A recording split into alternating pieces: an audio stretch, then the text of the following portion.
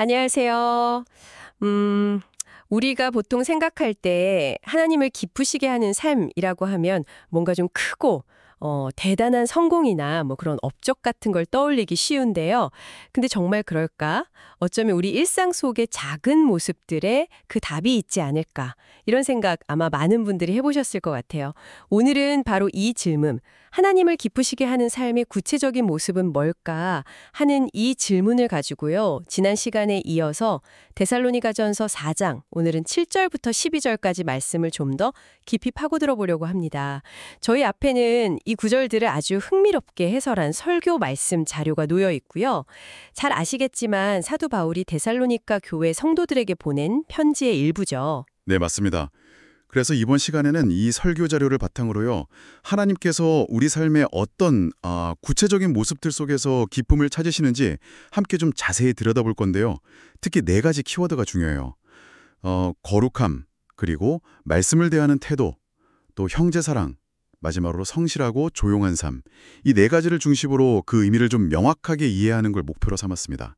아마 들으시면서 내 삶에도 이렇게 적용해 볼 수 있겠구나 하는 그런 실질적인 통찰을 얻으실 수 있을 겁니다. 좋습니다. 하나님을 기쁘시게 하는 삶의 비밀을 푸는 네 개의 열쇠, 기대되는데요. 자, 그럼 함께 그 문을 열어보시죠.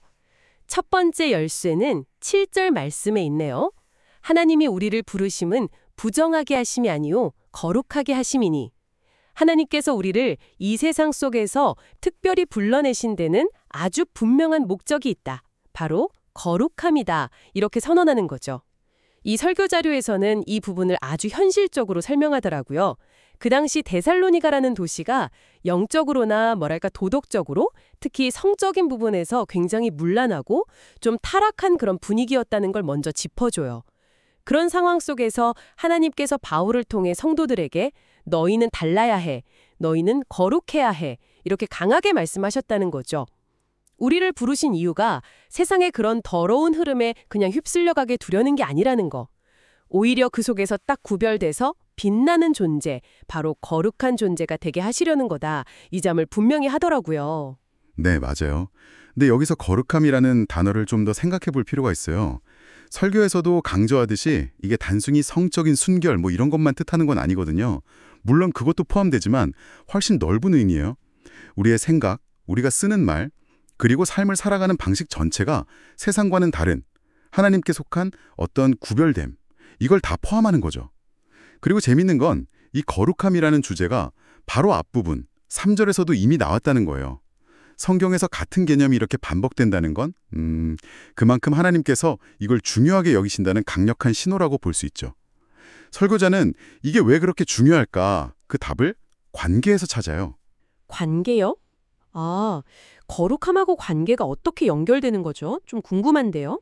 네, 설교자분이 비유를 드시는데 예를 들어 부모와 자녀 관계 혹은 스승과 제자 관계를 생각해 보면 이해가 쉬워요. 부모가 자녀에게 어떤 가르침을 주잖아요. 그럼 자녀가 그 가르침, 그 테두리 안에서 행동할 때 비로소 부모랑 깊은 대화가 되고 서로 마음을 이해할 수 있게 되죠. 딴 길로 가면 대화가 잘 안 통하잖아요. 마찬가지로 우리가 거룩함이라는 하나님의 기준, 그 테두리 안에 있을 때 비로소 하나님의 마음, 그분의 뜻을 제대로 이해하고 그분과 의미 있는 소통, 그러니까 진짜 대화가 가능한 관계로 들어갈 수 있다는 거예요. 설교자는 하나님께서 바로 이 소통 가능한 관계, 하나님과 마음이 통하는 그 상태 자체를 다른 어떤 것보다 기뻐하신다고 해석하더라고요. 그러니까 뭐 대단한 업적이나 성과를 내기 이전에 하나님과 같은 방향을 보면서 그분의 뜻을 이해하고 따를 수 있는 상태, 이게 하나님을 기쁘시게 하는 첫걸음이라는 통찰이죠. 와, 거룩함이 단순히 깨끗함? 이걸 넘어서 하나님과의 깊은 관계, 그 대화를 위한 필수 조건이라는 해석, 굉장히 인상 깊네요. 관계의 기반을 다지는 것. 자, 그럼 이 관계를 더 깊게 만드는 두 번째 요소는 뭘까요? 바로 8절 말씀인데요. 말씀에 대한 바른 태도와 연결됩니다. 그러므로 저버리는 자는 사람을 저버림이 아니요 너희에게 그의 성령을 주신 하나님을 저버림이니라. 여기서 저버린다 이 표현이 되게 강하게 들리는데요. 구체적으로 어떤 의미로 봐야 할까요? 네, 맞아요. 저버린다는 말이 그냥 흘려들을 말이 아니죠. 설교자는 이 부분을 영어 성경 번역을 인용해서 설명하는데요. rejects this instruction, 즉 이 가르침을 거부한다라는 뜻이라고 강조해요. 그러니까 단순히 듣기 싫어서 귀 막는 정도가 아니라 앞에서 말한 하나님의 가르침들, 예를 들면 거룩함처럼 하나님을 기쁘시게 하는 그런 기준들, 교훈들을 아주 적극적으로 난 싫다, 따르지 않겠다 이렇게 거부하고 거절하고 아예 무시해버리는 그런 태도를 말하는 거죠. 아, 머리로는 알겠는데 실제 삶에서는 전혀 받아들이지 않고 그냥 내 생각대로, 내 방식대로 살겠다는 그런 고집 같은 거군요. 그렇죠. 바로 그겁니다.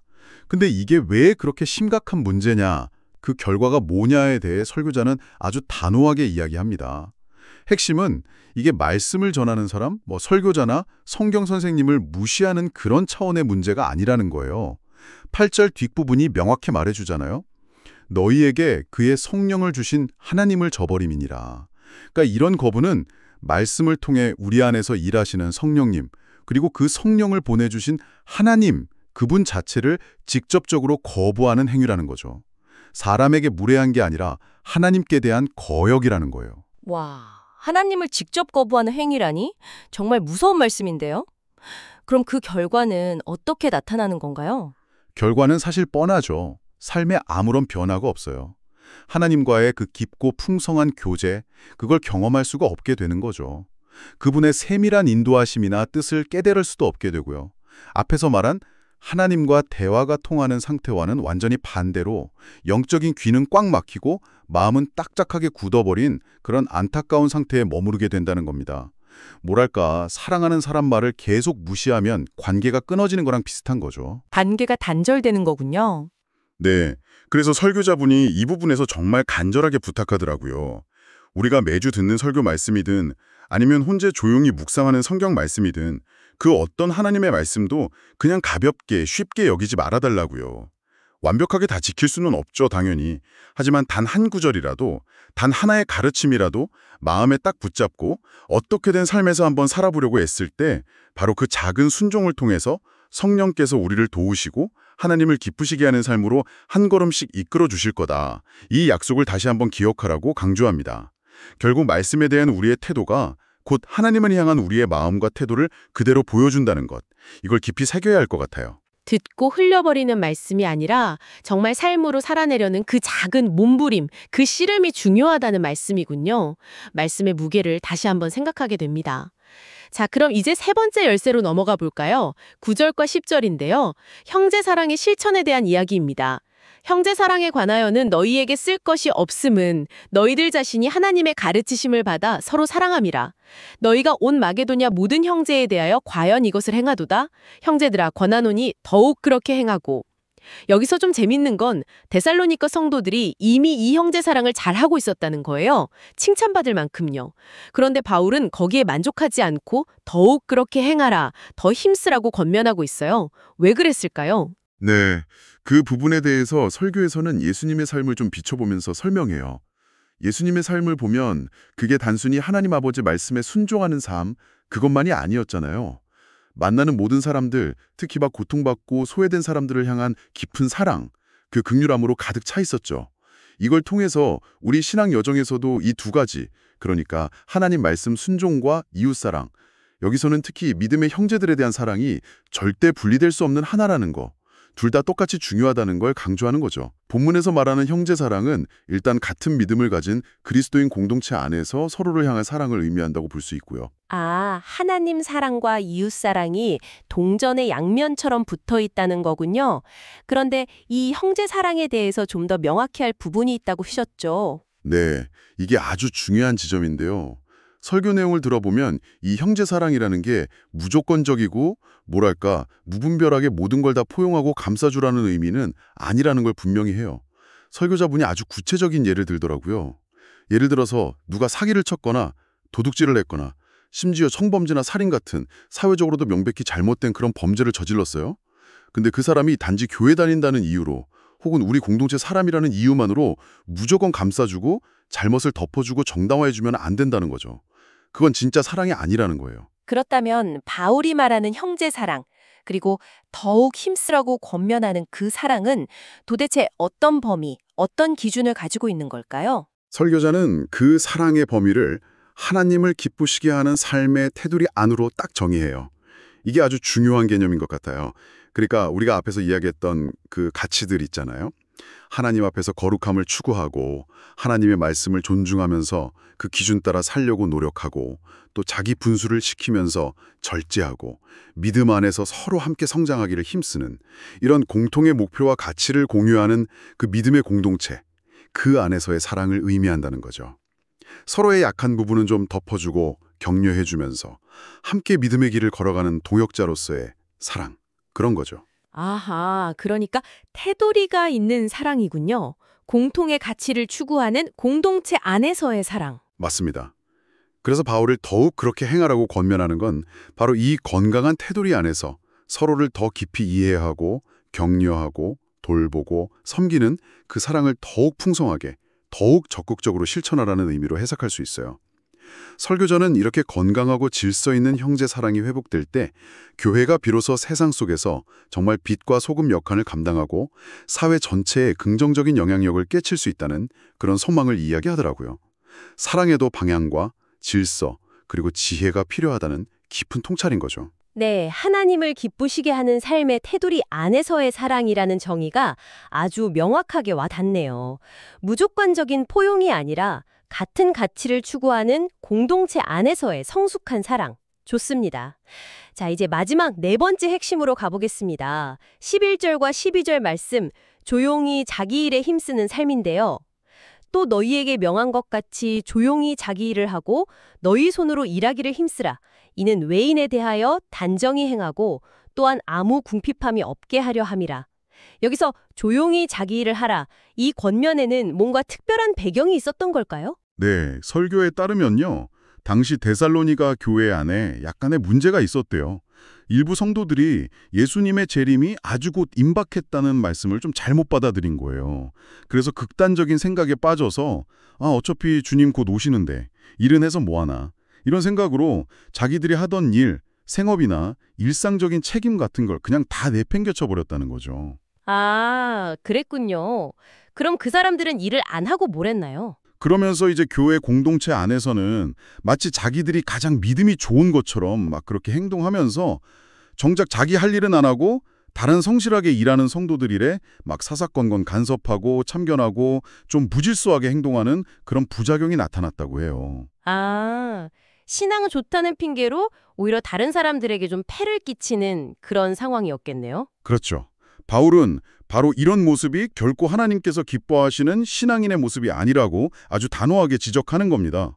오히려 각자에게 주어진 그 삶의 자리에서 자기에게 맡겨진 책임을 조용히 그리고 자기 손으로 성실하게 감당하는 것, 그것을 하나님께서 기뻐하신다고 교훈하는 거죠.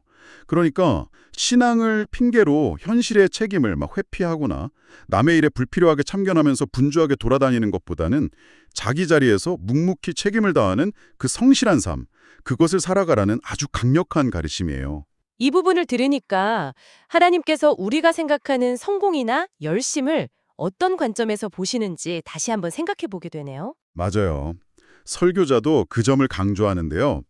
하나님께서는 우리가 세상적으로 얼마나 큰 성공을 거뒀나, 얼마나 많은 사람들에게 우리의 열심과 헌신을 막 자랑하고 보여주나 이런 것보다요. 오히려 우리의 그냥 평범한 일상, 그 삶의 현장 속에서 하나님의 말씀을 마음에 새기고 그 가르침을 따라서 조용히 그리고 성실하게 살아가는 바로 그 모습 자체를 더 귀하게 보시고 기뻐하실 수 있다는 거예요. 어쩌면 이게 세상 기준과는 다른 하나님 나라 기준에서 본 진짜 성공일 수도 있다는 거죠. 남들에게 보여주기 위한 그런 요란한 신앙이 아니라 정말 삶의 자리에서 묵묵히 실천하는 그 조용한 신앙의 가치, 그걸 말씀하시는 거군요. 정확합니다. 설교자분 표현을 빌리자면 마치 자기가 대단한 믿음을 가진 것처럼 모든 걸 희생한 듯이 막 포장하고 교회 공동체 안에서 자기의 어떤 영적인 우월감을 드러내면서 다른 사람들이 쉽게 판단하고 지적하는 그런 삶보다요. 오히려 눈에 잘 띄지 않더라도 조용히 자기 자리 지키면서 게으르지 않고 맡겨진 일에 최선을 다하고 그 모든 과정 속에서 믿음으로 하나님의 뜻에 순종하려고 애쓰는 그 중심, 그것을 하나님께서 훨씬 더 귀하게 보신다는 사실, 이걸 우리가 꼭 기억해야 한다는 거죠. 네. 성실함이 단순히 그냥 영적인 차원에만 머무는 게 아니라고 바울은 또 덧붙여요. 아주 실제적인 결과로 이어진다는 건데요.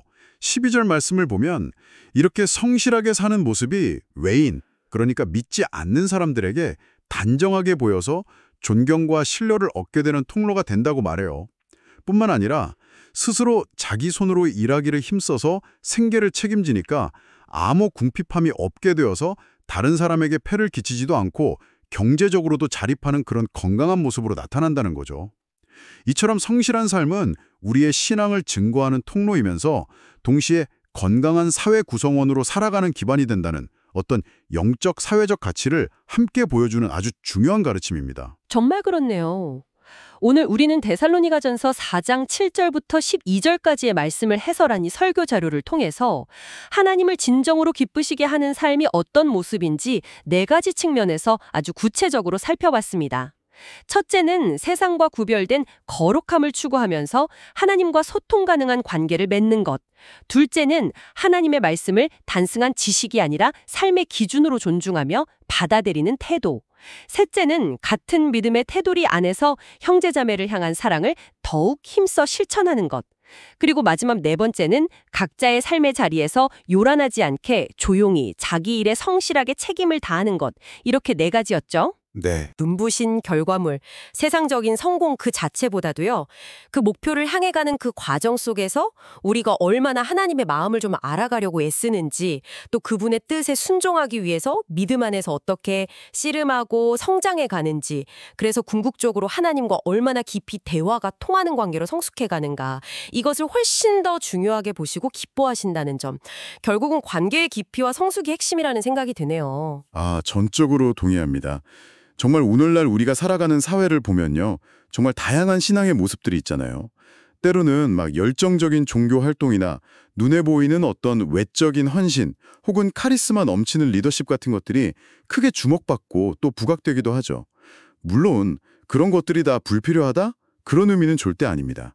하지만 오늘 우리가 함께 나눈 이 설교 말씀에 비춰볼 때 겉으로 화려하게 드러나는 그런 열심과 또 남들이 알아주든 말든 조용하지만 꾸준하게 자기 자리에서 책임을 다하는 그 성실함, 그리고 무엇보다 그 내면의 거룩함을 지키려는 끊임없는 노력, 이 사이에서 과연 진정한 신앙적 성숙의 무게중심은 어디에 두어야 할까요? 정말 중요한 질문이네요. 어쩌면 이 질문이 오늘날 신앙을 가지고 살아가시는 많은 분들이 스스로에게 한번 던져보아야 할 중요한 질문일 수 있습니다. 여러분 자신의 삶과 또 신앙의 여정을 한번 돌아보시면서요. 그리고 여러분 주변의 다양한 신앙의 모습들을 한번 관찰해 보시면서 오늘 우리가 함께 탐구했던 이 조용한 성실함, 그리고 내면의 거룩함이라는 가치를 어떻게 새롭게 발견하고 또 여러분의 구체적인 삶의 자리에 어떻게 적용해 볼 수 있을지 잠시 깊이 생각해 보시는 시간을 가져보시면 어떨까요? 이것이 오늘 저희가 여러분께 마지막으로 던지는 생각의 씨앗입니다.